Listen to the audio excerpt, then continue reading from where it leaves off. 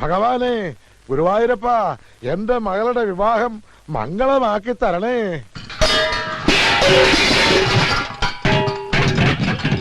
ഇവിടെ വലിച്ചു വാരിയിടാനല്ല പറഞ്ഞത്. ആർക്കും ഒന്നിലും ഒരു ശ്രദ്ധയും ഇല്ല. തനിയൊന്നേ വരുന്നേ. താനാണോ ഇവിടുത്തെ ദേഹണ്ണക്കാരൻ? അതെ. വീട്ടുമുറ്റത്ത് വെച്ചാണോ ദേഹണ്ണം? അല്ല, പിൻഭാഗത്താ. എന്നാ പിന്നെ വാചോടിച്ചിരിക്കാതെ ചെമ്പും കലവും ചട്ടവും എടുത്ത് അപ്പുറത്തോണ്ട് വെക്കണോ? ഓഹോ.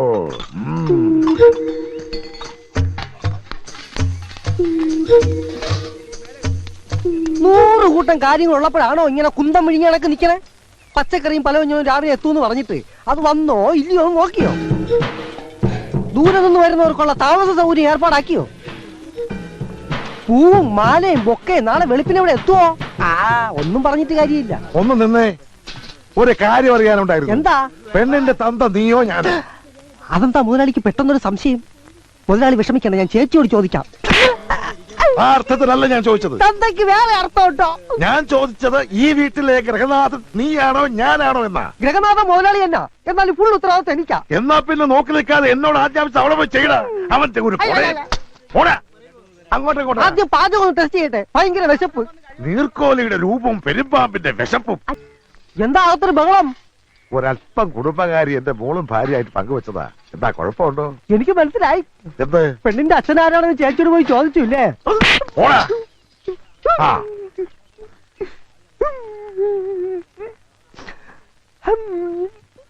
എടാ അച്ചുവേ, എന്റെ മകൾക്ക് ഇതെന്താ പറ്റി? കല്യാണം അടുക്കും തോറും മനസ്സിനകത്തൊരു ചാഞ്ചാട്ടം. ഇപ്പൊ കല്യാണം വേണ്ട വേണ്ട എന്നൊരു വാശി. ഇനിയിപ്പൊ പേടിച്ചിട്ടാണോ അതോ? അതെ, മുഹൂർത്തം എടുക്കും തോറും പേടിക്കുന്ന പെണ്ണുങ്ങൾ 2 തരത്തിലുള്ളവരാ. ഒന്ന് പിഴച്ച പെണ്ണ്, 2 പ്രേമിച്ച പെണ്ണ്. ഇത് ഏത് വകുപ്പിലാ മോളെന്ന് പോയി ചോദിക്കും. എന്റെ മോള് കുടുംബത്തിൽ പറഞ്ഞവളാണ് എന്ന് കരുതി ആയിക്കൂടുന്നുണ്ടോ? ചേട്ടനെ വിളിച്ചായിരുന്നോ? പോയി അരി വെക്കണോ കോപ്പേ? ഭ്രാന്ത് വരും. നിങ്ങൾ കടന്ന് കയറ് പൊട്ടിക്കണ്ട. അവൻ പോയിട്ടുണ്ട് കട തുറക്കാൻ. എന്റെ ഈശ്വര, അവൻ പോയോ? ഈ ലേഡി സ്റ്റോറിന്റെ സ്ഥാനത്ത് വല്ല വോളണ്ടിപ്പോ ആയിരുന്നെങ്കിൽ നമ്മുടെ മോൻ പോവായിരുന്നോ? പെണ്ണുങ്ങളുമായിട്ട് കൊഞ്ചിക്കൊളയാലോ. നിങ്ങൾ ഇങ്ങനെ പേടിച്ച് പേടിച്ച് കൂട്ടിലിട്ട പോലെ വളർത്തുന്ന കുട്ടിയല്ലേ അവൻ. ഒരു പെങ്കൊച്ചിന്റെ മുഖത്ത് പോലും നോക്കില്ല. നരസിംഹം വളകൾ അണിയുമ്പോ ഈ കഴിക്കുന്നൊരു ഭംഗിയാന്ന് നോക്കിയേ. വേദനിച്ചോ?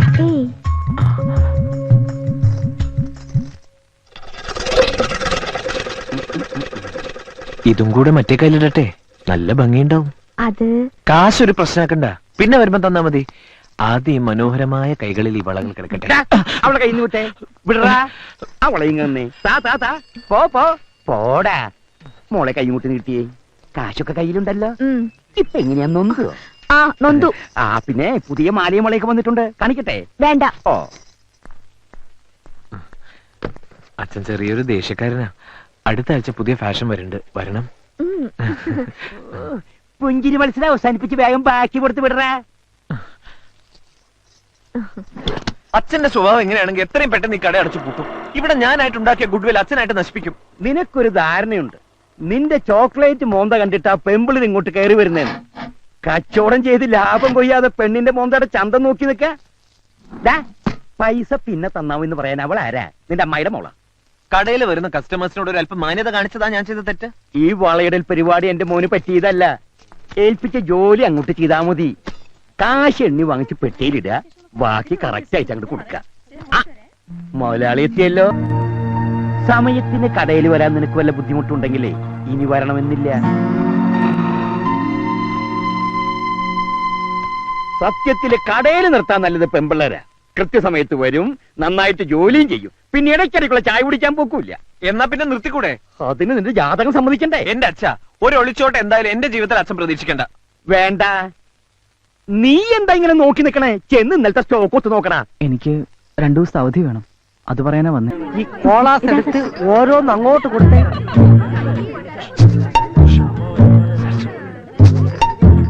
കോള അങ്ങോട്ട്.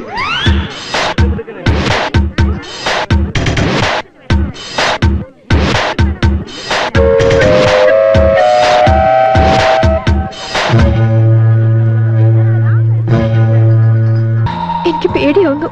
പേടിച്ചിരുന്ന ഇഷ്ടപ്പെട്ടവനോടൊപ്പം ജീവിക്കാൻ പറ്റില്ല. വെളുപ്പിന് 5 മണിക്ക് ഞാനിവിടെ എത്താം. റെഡി ആയിരിക്കണം. എന്നിട്ട് പുറത്തു നിന്ന് ഞാനൊരു തീപ്പെട്ടിക്കുള്ളി കത്തിച്ച് സിഗ്നൽ തരാം.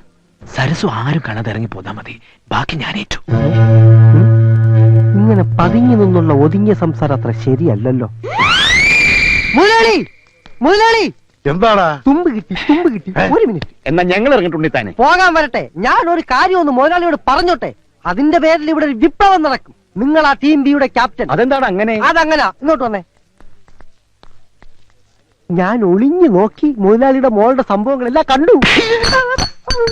പറഞ്ഞു തീരുന്നവരും പഠിച്ചതിനാ. ഒളിച്ചു നോക്കിയേനെ. അതുകൊണ്ടല്ലേ പെണ്ണ് കല്യാണം വേണ്ടെന്ന് പറഞ്ഞതിന്റെ കാരണം പിടികിട്ടിയത്. പെണ്ണിന് പ്രേമം. ആരോട്?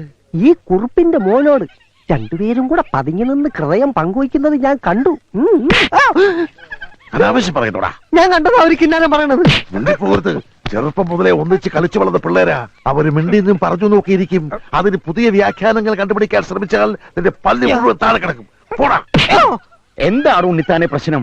എന്തിനാ അവനെ തല്ലിയത്? അത് അവന്റെ ഷെയറാ. അരമണിക്കൂർ ഇടവിട്ട് അവനത് കിട്ടണം.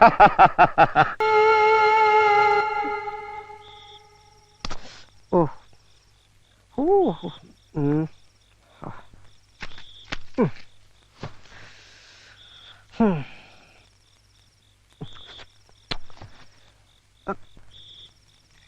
ആ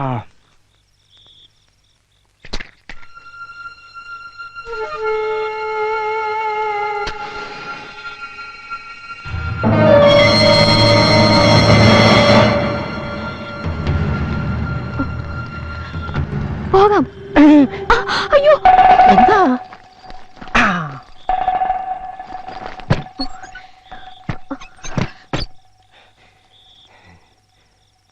ദൈവമേ, ഇവളിനി കല്യാണം വേണ്ട വേണ്ടെന്ന് പറഞ്ഞത് എന്നോടുള്ള ഇഷ്ടം കൊണ്ടാണോ? അടിച്ചോണ്ട് പോയാലോ?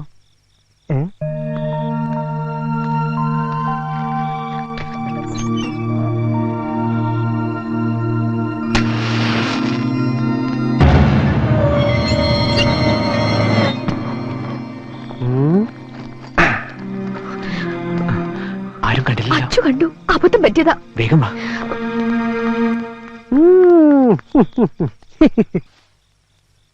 അമ്മായി സരസ്വനെ മുറി കണ്ടില്ല. കണ്ടില്ലേ? അവളിത് എവിടെ പോവാനാ? എവിടെ പോയത് നോക്കിയേ. സരസു, സരസുവേ, എന്ത്? മോളെ സരസു. എടാ അച്ചു, എടാ അച്ചു. ഓ, കിടന്നുറങ്ങുന്നോളാ പോത്തുകളെ. പെണ്ണിനെ കാണാനില്ല. എടാ അച്ചുവേ, സരസുവിനെ കാണാനില്ല. ഒന്ന് അന്വേഷിക്കടാ. അന്വേഷിക്കാനൊന്നുമില്ല. അവള് പോയി. എങ്ങോട്ട്? അവളെ കാമുകനോടൊപ്പം. കാമുകനോടൊപ്പോ? ആ, പാലത്തിങ്കൽ കുറുപ്പിന്റെ മകൻ കൊച്ചുകുറുപ്പിനോടൊപ്പം സ്ഥലം വിട്ടു. ഞാൻ എന്റെ കണ്ണുകൊണ്ട് കണ്ടതാ. എന്നിട്ട് എന്താ നീ മിണ്ടാതിരുന്നേ?